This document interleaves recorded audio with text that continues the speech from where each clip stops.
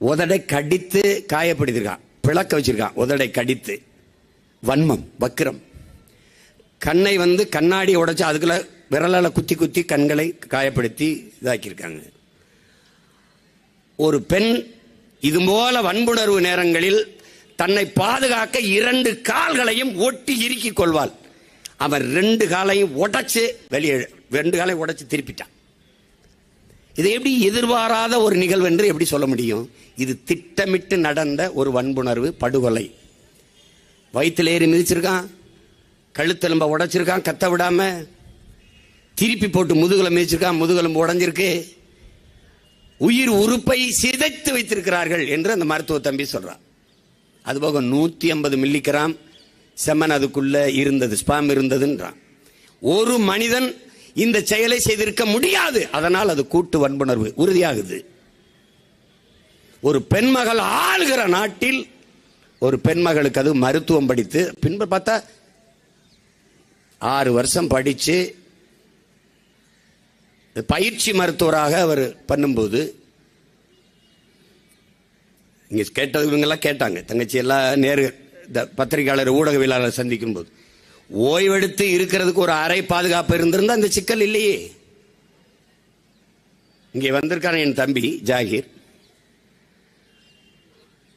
இந்த மாதிரி மருத்துவ மக்களுக்காக போராடியதாலேயே அவன் பணி இடைக்கால பணி நீக்கம் செய்யப்பட்டிருக்கிறான். காலையில் அனுப்புறான். இந்த மாதிரியான பயிற்சி மருத்துவர்கள் நிலையை படமா பார்த்தா கண்ணீர். இந்த படிப்புகாடா என் பிள்ளைய படிக்க முடியலன்னு உயிரை விடுதுன்னு நினைக்குது. அப்படியே சின்ன சின்ன சந்துல நடந்து போற படிக்கட்டில் ஒருத்தன் படுத்திருக்கான், ஒரு பெண் மருத்துவர். அப்படி போற இடத்துல ஒருத்தர் இந்த துணிகளை எல்லாம் தூக்கி மூட்டையா போட்டுக்கிறது ஒருத்தர் படுத்து கிடக்குறான். இவ்வளவுதான். கழிவறை கிடையாது, ஓய்வறை கிடையாது. எது நிர்பயாவுக்கு நடக்கும் போதே நீதியை நிலைநாட்டி இருந்தால் இந்த குற்ற செயல்கள் நின்று இருக்கும். 8 வயது சிறுமி ஆசிபா ஆடு மேய்த்து கொண்டு அழைத்து கொண்டு போய் 8 நாட்கள் வைத்து 22 பேர் வன்புணர்வு. இவளுக்கு நிகழ்ந்தது போலவே கால்களை உடைத்து கழுத்தெலும்பை நொறுக்கி இறந்த பிறகும் புணர்ந்து 22 பேர். அன்னைக்கு இந்த ஆசிபாவுக்காக இந்த நாடு வெகுண்டு எழுந்திருந்தால், அனைத்து கட்சிகளும் ஆர்ப்பரித்திருந்தால், அரசியலை தாண்டி வாக்கரசியலை தாண்டி மக்கள் அரசியலுக்கு நகர்ந்திருந்தால் இந்த செயல்கள் நின்றிருக்கும். இதுவரை நீண்டிருக்காது. இங்கே பேசிய தங்கை எல்லாம் சொன்னார்கள். நஸ்ரியா கூட என்னை நீ ஒன்றும் தெய்வம் இதெல்லாம் போட்ட வேணாம், குல தெய்வம் கும்பிடுற சாமியெல்லாம் ஆக்க வேணாம். உன்னை போல எலும்பு நரம்பு ரத்தம் சதை பசி உறக்கம் கனவு கண்ணீர் கொண்ட சக மனுஷியாக நினை, அது போதும். கில்லுனா எனக்கு வலிக்கும், அடிச்சா எனக்கு வலிக்கும், அதுதான். இந்த செயலை செய்கிறவர்கள் மனநிலையை நாம முதல்ல பார்க்கணும். இந்த செயலை செய்கிறவர்கள் மனநிலையை கொஞ்சம் பார்க்கணும். இது எப்படி வருது? நிறைந்த போதையில் தான் இது நடக்குது. இந்த நாட்டில் நடக்கிற 100 விழுக்காடு குற்றம் என்றால் அது 99 விழுக்காடு போதையில் தான் நடக்குது. அது சாராயமோ அது போதைப் பொருள் ஏதோ ஒன்று, கஞ்சாவோ அவினோ எதுலேயும் நடக்குது. யார் பொறுப்பே இருக்கிறது? அது குற்றச்செயலை செய்தவனா இல்லை அதிகாரத்தில் இருக்கிறவனா? யார் செய்வது?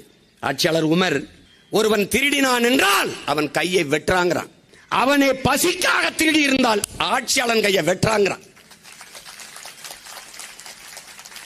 இப்ப இது என்ன செய்யலாம்? என்ன செய்யலாம்? நீங்களே சாராய அளவு வச்சு காய்ச்சி விற்கிறீங்க, நீங்களே கஞ்சா அவின் கொக்கை இந்த ஊசி மாத்திரை எல்லாம் விற்கிறீங்க. எங்க தங்கச்சி யாரா பேசுனாங்க பாருங்க, மருத்துவத்தில் 10ஆப்பு படிச்சு வெளியில ஒரு அந்த சின்ன 12 கற்பமா இருக்கான். வெளியில் சொல்ல முடியாத எண்ணற்ற குற்றங்கள் இப்படி நிகழ்ந்து கொண்டிருக்கு. இந்த தங்கை மரணம் வெளியே வந்துட்டது. நிறைய தங்கைகள் இப்படி நாள்தோறும் கொல்லப்பட்டு கொண்டுதான் இருக்கிறார்கள். இந்த குற்றத்தை விட அந்த குற்றத்தை மறைக்க நினைக்கிற எண்ணம் மிக கொடிதா இருக்கு. கல்லூரியின் முதல்வர் இது தற்கொலைன்றார். ஏன் சொல்றாரு? அத மருத்துவர்கள் நீங்க என் அன்பு சொந்தங்களுக்கு ஒன்றை சொல்ல நான் விரும்புறேன். அதாவது அந்த ஆசிஃபா கொலை செய்யப்பட்டார். அவர் தந்தையை ஊடகங்கள் கேட்கிற போது அவர் அந்த ஊடகத்திற்கு முன்பு பதிவு செய்த வார்த்தை இன்று எனக்கு நினைவில் இருக்கு பாருங்க. நான் எல்லா இடங்களிலும் என் மகளை தேடிட்டேன். இந்த காடு, இந்த மலை முகடு, இந்த நிலம், எல்லா இடத்திலையும் தேடிட்டேன். இந்த கோயிலுக்குள் மட்டும் நான் தேடல. ஏனென்றால் அது புனிதமான இடம். அந்த இடத்தில் இப்படிப்பட்ட ஒரு செயலை நிகழ்த்தியிருப்பார்கள், செய்திருப்பார்கள் என்று நான் துணியும் நம்பல, நினைக்கல. அதனால இங்க தேடலைங்கிறான். கோயில்களை வச்சுதான் ஆசிபாவை வன்புணர்வு செய்து கொலை செஞ்சாங்க. அதை போலவே மருத்துவமனையும் அதன் வளாகமும் ஒரு கோயில் தான். புதிய உயிரை பிரசவிப்பது, போகிற உயிரை தடுத்து காக்கிற பணியை செய்கிற மருத்துவமனை ஒவ்வொன்றும் கோயில் தான். நம்ம ஆளுங்க எழுதி வைக்கலாம், மருந்தளிப்பது மருத்துவர், குணமளிப்பது இறைவன். அவனை வேண்டிக்கிறங்கன்னு. எல்லா மருத்துவமனைக்கும் நுழையும் போது ஒரு கோயில் இருக்கும். ஆனால் தெய்வத்தை விடவும் அதிகமாக மக்கள் நம்புவது மருத்துவ பெருமக்களைத்தான். தலைவலி என்றாலோ, வயிற்று வலி என்றாலோ, காய்ச்சல் என்றாலோ, எந்த நோயானாலும் கோயில்ல போய் படுத்து அப்படியே என்ன குணப்படுத்து அப்படின்னு படுத்துட்டு வர்றதில்லையே, அங்க போய் படுத்தால் தெரியும். வீட்டுக்கு போகும்போது பாடையில தான் போவோம்னு தெரியும். அதனாலதான் மருத்துவரை தேடி ஓடுகிறீர்கள். அந்த நேரம் தெய்வம் போல தெரிகிற மருத்துவர்கள். நோய் குணமாய் விட்டால், எங்க ஊர்ல சொல்லுவான், வயிறு நிறைந்து விட்டால் சோத்துப்பானைய மூடுறவன் ஒருத்தன் இல்லை. நோய் தீர்ந்து விட்டால் மருத்துவருக்கு நன்றி சொல்வதற்கு கூட ஒரு நாக்கு கிடையாது இந்த நாட்டில். எல்லா மருத்துவ போராட்டத்திலும் பங்கேற்றவன் என்ற உரிமையோடும் உணர்வோடும் சொல்றேன். நீ உனக்கு நோய் வரும்போது தெய்வமாக தெரிகிறான், நோய் தீர்ந்த பிறகு அவன் தேவையற்றனாக தெரிகிறான். கொரோனா நேரத்திலே எல்லோரும் கைவிட்டு விட்ட பிறகு உன்னை பெற்றவர்களே, உன் உடன் பிறந்தார்களே நிராகரித்த போது உன்னை தொட்டு உன் நோயை குணப்படுத்துவதற்கு போராடியவர் மக்கள் மருத்துவர்களும் செவிலியர்களும் என்பதை நீ நினைவில் வைத்துக் கொள்ள வேண்டும். அப்படி போராடிய ஒருவன் மதுரையில் இருந்த அரசு மருத்துவன் தம்பி விவேகானந்தன். அவர் கொரோனா நோய் தொற்றி பணியில் இருக்கும்போது இறந்து விட்டார். இதை உங்களுக்காக பேசவில்லை, அரசின் கவனத்திற்காக பேசுகிறேன். அறிக்கை விட்டேன், நீங்க மதிக்கல. இதுக்கு தனியா போராட்டம் செய்யணும், எனக்கு நேரம் இல்லை. இந்த போராட்டத்தின் வாயிலாக உங்களுக்கு கோரிக்கை வைக்கிறேன். குறிப்பாக என்னுடைய அண்ணன் பெருமதிப்பிற்குரிய மருத்துவத்துறை அமைச்சர் மா சுப்பிரமணியம் அவர்களுக்கு கோரிக்கையா வைக்கிறேன், அன்பா வைக்கிறேன். ஒரு சகோதரனா, ஒரு தம்பியா. விவேகானந்தன் இறந்து போய்விட்டார். கொரோனா வந்து எவ்வளவு நாள் ஆயிடுச்சு. அவருக்கு ஒரு மனைவி இருக்கிறாங்க, திவ்யா. அவள் கை குழந்தைகள், வயது முதிர்ந்த பெற்றோர்கள். விவேகானந்தன் இல்ல. அதனால மீள முடியாத பொருளாதார சுமை, வறுமை, ஏழ்மை, நெருக்கடி. அவர்கள் கேட்பது திவ்யாவுக்கு ஒரு அரசு பணி, அது அவள் வாழ்க்கைக்கு ஒரு பாதுகாப்பா இருக்கும்.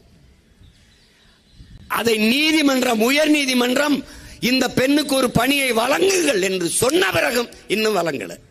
கள்ளச்சாராயம் குடிச்சு செத்தவனுக்கு 10 லட்சம் கொடுத்த இந்த நாடு, கொரோனா நோய் தொற்று காலத்திலே நோயுற்றிருந்த நோயாளிகளின் உயிரை காக்க போராடிய மருத்துவன் விவேகானந்தனுக்கு ₹1 நிவாரணம் இல்ல, அவன் தட்டுக்கட்டு நிற்கிறவன் குடும்பத்துக்கு ஒரு பணி பாதுகாப்பு இல்லை என்றால் இது எங்க வேண்டி பேசுறது, எங்க வேண்டி தொடங்கிறது? இது கொடுமை. இது அன்பு கூர்ந்து இந்த சிக்கலை கவனத்தில் எடுத்து உடனடியாக அந்த தங்கை திவ்யா அவர்களுக்கு நீங்க ஒரு பணி பாதுகாப்பு வழங்க வேண்டும் என்று தமிழக அரசிற்கு மாண்புமிக்க சுகாதாரத்துறை மக்கள் நல்வாழ்வுத்துறை அமைச்சர் அண்ணன் மா சுப்பிரமணியம் அவர்களுக்கு இந்த கோரிக்கையை வைக்கிறேன். ஒவ்வொரு காலகட்டங்களிலும் இப்படி ஒரு வன்புணர்வு படுகொலைகள் நம்ம எல்லாம் தலைகுனியை செய்கிறது. நம்ம வெகுண்டு எழுகிறோம், போராடுகிறோம். என்று தனியும் இந்த சுதந்திர தாகம் என்று நம்முடைய பாட்டன் பாரதி பாடியது போல என்று முடியும் இந்த கொடுந்துயரம்? எல்லாருக்கும் தெரியுது, கடும் சட்டம் தான் தண்டனை தான் என்று. அதான் நம்ம 2016 ஆட்சியின் வரைவை நீங்க சில பேர் படிச்சிருப்பீங்க, படிக்காதவர்கள் படிக்கலாம். நாங்கள் எங்களுடைய கோட்பாடு எந்த குற்றத்திற்கும் மரணம் தண்டனையா இருக்கக்கூடாது. மரணம் தண்டனை அல்ல, அது ஒரு முடிவு. சிறை என்பது கூட, என் அன்பிற்குரிய சொந்தங்களே, சிறை என்பது கூட ஒருவன் வருந்தி திருந்தி மறுபடி வாழ வாய்ப்பளிப்பதுதான். அதுக்கு பேர் தான் தண்டனை. தண்டனை என்பது